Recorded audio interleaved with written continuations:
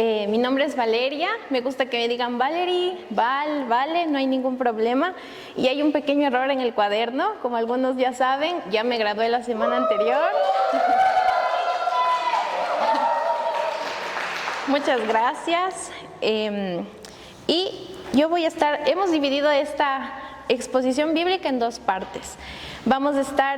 Yo voy a estar exponiendo Daniel 3 del 1 al 15 y Juan va a exponer del 16 al 30. Así que si podemos enfocarnos primero en este momento en los primeros versículos del 1 al 15 para poder entender mucho mejor.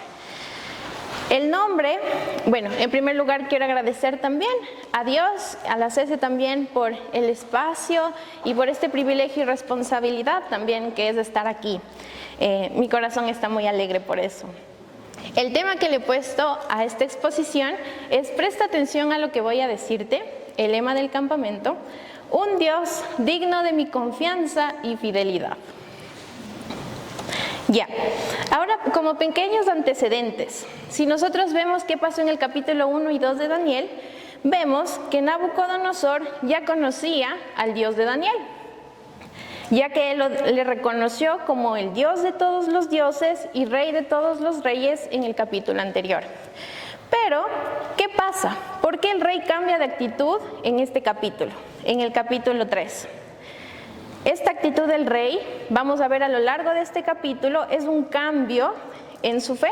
Vemos que él va a tener una fe y una confianza que no tiene base.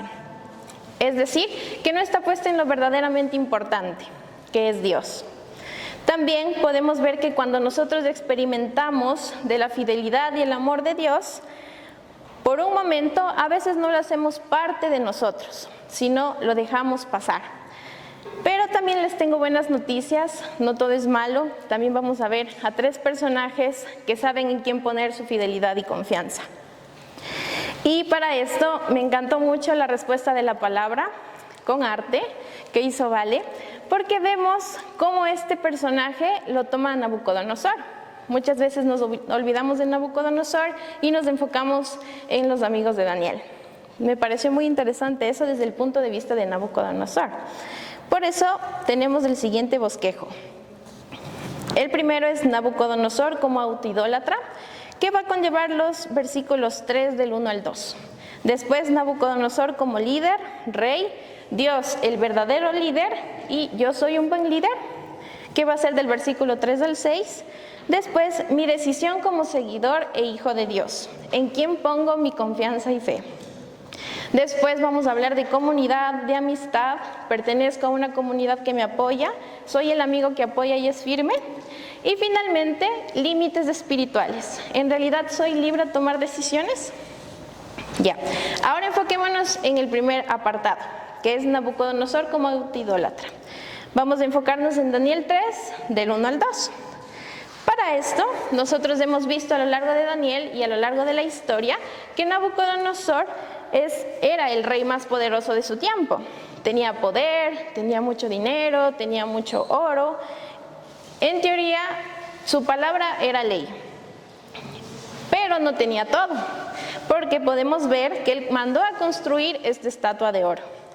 Si vemos en varias versiones de la Biblia, vemos que no existe en realidad las dimensiones exactas de la estatua, pero se estima que tenía de 27 a 30 metros de alto por 2.5 a 3 metros de ancho.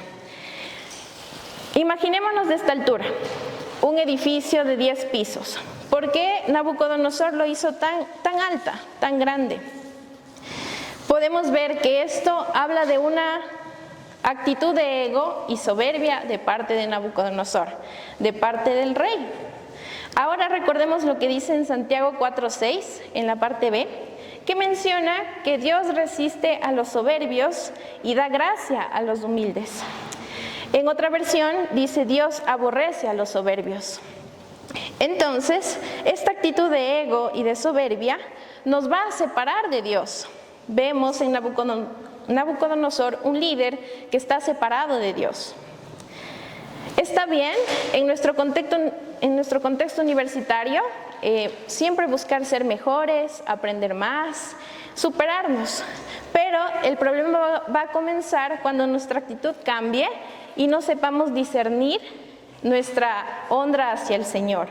Por eso debemos tener mucho cuidado cuando esto comienza a cambiar y se comienza a formar ese ego en nuestros corazones. Recuerden que el ego nos separa del Señor. Ahora vamos a nuestro segundo punto, que es Nabucodonosor como líder. Dios, verdadero líder, ¿soy un buen líder?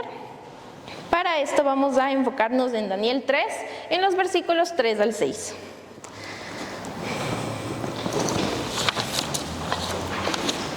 Muy bien, seguimos con las características del rey, de este líder. Vemos que tenía poder y mucha autoridad. Sin embargo, también vemos una mezcla de falsa espiritualidad. Sabemos que en este pueblo tenían muchos dioses y aparte el rey manda hacer una estatua de esas dimensiones. Entonces podemos ver y sabemos que Dios nos creó a todos como seres espirituales para adorar y alabar.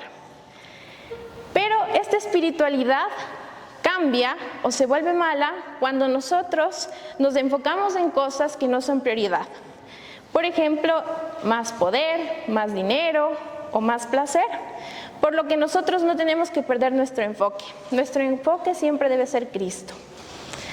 Ahora, hablemos de la actitud del rey en base al temor y la manipulación. Vemos que el rey es una persona influyente y que toma esta manipulación desde los altos mandos, porque manda a reunir a varios gobernadores, sátrapas y demás. Y podemos ver que él quiere iniciar esta manipulación y temor desde las autoridades. Imagínense el pueblo, que no tenía cómo salir de eso. Ellos estaban aún más sometidos que las autoridades. Entonces podemos ver en este contexto que el principal protagonista de este líder, de este rey, es el miedo y el temor para conseguir un fin. En este caso, el fin era conseguir una falsa lealtad y confianza hacia este líder. Vemos a un rey que manipula y un rey que atemoriza. Sin embargo, Dios no usa esto. Dios es el único de generar una confianza y lealtad. ¿Por qué? Porque Dios es Dios. Él tiene poder y autoridad. Él no atemoriza ni te manipula, sino que te cuida, te ama, se preocupa por su pueblo y también te permite que tomes una decisión. También algo que mencionaba Ili es la música. En estos versículos podemos ver que se nombran varios instrumentos. Como les mencionaba antes, nosotros fuimos creados como seres espirituales para alabar y adorar al Señor. Ahora bien, la música fue creada por el Señor para rendirle culto y adoración. Pero actualmente se ha visto tergiversada, al igual que en estos textos que hemos visto donde Nabucodonosor mandaba a que se adore al sonar estos instrumentos. En Salmo 150 dice: alabad a Dios con bocina, con salterio y arpa, con pandero y danza, con cuerdas y flautas, con címbalos de júbilo. ¿En quién está nuestra verdadera adoración? ¿Somos o no somos adoradores reales? Podemos ver que el Señor nos ha dado dones y talentos, por lo que debemos ser esos pregoneros en la universidad, pregoneros en nuestros trabajos, pregoneros en nuestras casas de Dios, donde podamos servir y glorificar su nombre, con esta alabanza, esta adoración a Él y con los instrumentos que hemos visto, pero con un enfoque diferente y un objetivo diferente, que es a Dios. Esto nos lleva a las decisiones. Mi decisión como seguidor e hijo suyo. ¿En quién pongo mi confianza y fe? Ahora nos vamos a enfocar en Daniel 3, del 7 al 10. Ya. Hemos hablado del miedo y de la manipulación que algunos líderes hacen a su pueblo. Vemos que el miedo muchas veces nos lleva a tomar decisiones incorrectas o nos puede llevar por el camino equivocado. Sin embargo, también vemos que a pesar del miedo, hay personas que pueden tomar una decisión como Sadrach, Mesach y Abednego, que sea enfocada en Cristo y que es posible tomar esa decisión. También Otro punto importante del ego y de la soberbia es un arma muy poderosa que son los halagos. Vemos en el versículo 10 que estos astrólogos llegan frente al rey y comienzan a halagarle en primer lugar, a decirle gran rey y comienzan a hablar mucho sobre él. El ego muchas veces es mucho más peligroso cuando este es dirigido para aumentar el ego y la soberbia. Entonces tengamos mucho cuidado en cómo nosotros, y prudencia en cómo nosotros utilizamos esto. Ahora vamos a enfocarnos en amistad y comunidad. ¿Pertenezco a una comunidad que me apoya? ¿Soy el amigo que apoya y es firme?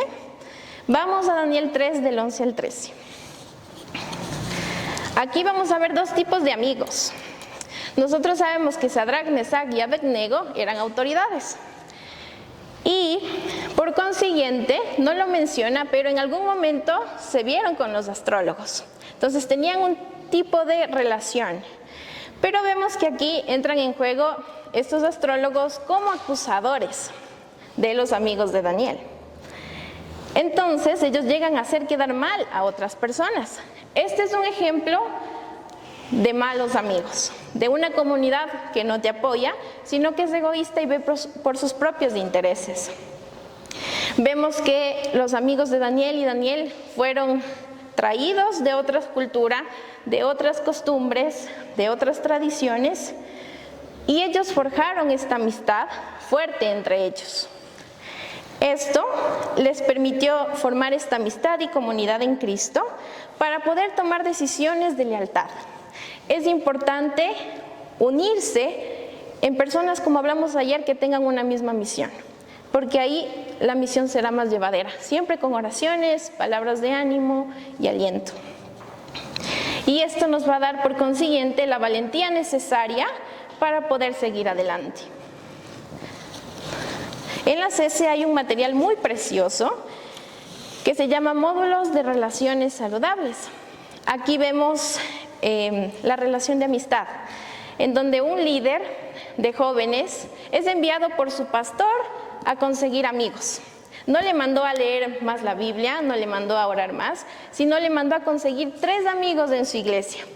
Él al principio consideraba esto un poco extraño porque él se llevaba con todos, pero él le dijo, tienes que ser intencional en conseguir a 3 amigos. Él fue, buscó, al inicio se le hizo difícil, pero consiguió estos 3 amigos. Y él hablaba de lo hermoso y precioso que fue esta decisión. Lo acompañaron durante toda su vida y fue uno de los regalos y tesoros más hermosos que pudieron darle de consejo. Entonces les animo también a abrirse y a buscar amistades que duren, que pueden ser amistades aquí, en sus universidades, en sus iglesias, amistades con la misma misión que los lleven a ser valientes y tomar decisiones correctas, con un enfoque en Cristo. Entonces, presten atención a lo que voy a decirles. La amistad y comunidad hace que apoyarnos y tomar decisiones en Cristo nos fortalezca y anime a seguir. Porque recordemos, nadie a lo largo de la historia lo ha hecho solo. Y finalmente, quiero hablarles de los límites espirituales. ¿Soy en realidad libre para tomar decisiones? Vamos a enfocarnos en Daniel 3, del 14 al 15. Llegamos al punto en el que tomar decisiones, a pesar de las consecuencias, es algo importante. Así estemos en medio de una prueba. Hemos visto que hay 2 enfoques. El ser humano es caracterizado como temeroso cuando existen amenazas o miedo de por medio. El ser humano se caracteriza también por seguir a un líder. El ser humano también es capaz de tomar decisiones, correctas como incorrectas. Es decir, tenemos la facultad de elegir. También el ser humano puede acusar, sentir envidia, sentir miedo, ser soberbio y egocéntrico. Palabras fuertes y actitudes que nos separan de Dios. Sin embargo, el ser humano también es capaz de ser leal, a pesar de las amenazas. El ser humano también puede ser justo. El ser humano también puede cumplir promesas. Incluso cuando tengamos o tenemos puestos importantes. Vemos eso en los amigos de Daniel. Ellos tenían puestos importantes. Ellos tenían poder también dentro del reino. Sin embargo, ellos decidieron amar al Señor sobre todas las cosas y servirle a Él. Y poner sobre todo su fidelidad en Él. ¿Y por qué aceptaron y pusieron su fidelidad en Él? Porque Dios era el centro de su confianza. Dejemos que Dios sea el centro de nuestra confianza y fidelidad. Ahora, para concluir, tengo 4 puntos importantes del capítulo 3, del 1 al 15. El primero es: un mal líder con malos mandatos y decisiones llevará a un país a la corrupción y a la falta de protección de poblaciones vulnerables. Mi Dios y nuestro Dios es el único que infunde un respeto real, una autoridad y un poder para adorarlo y obedecerlo, sin necesidad de recurrir a amenazas o al miedo, sino por el hecho de que Dios es el único Dios. Solo Dios es capaz de darnos la suficiente seguridad para confiar en Él y por consiguiente tomar una decisión consciente de servirle a Él. Y la amistad y comunidad en Cristo nos permite ser firmes y apoyarnos en personas que nos ayuden a mantener nuestra fe y confianza, a pesar de los problemas que nosotros atravesemos. Y ahora sí, finalmente, quisiera leerles una pequeña parte de mi dedicatoria de tesis, destacando la amistad y comunidad. A la CESE y amigos cesenianos, por demostrarme que Dios está en todos los aspectos de mi vida, incluso en la universidad. ¡Qué hermoso ministerio! Y porque me han enseñado que es posible encontrar amigos de verdad, que te apoyan y oran por ti. A todos ustedes los amo. Con mucho amor para todos. Gracias.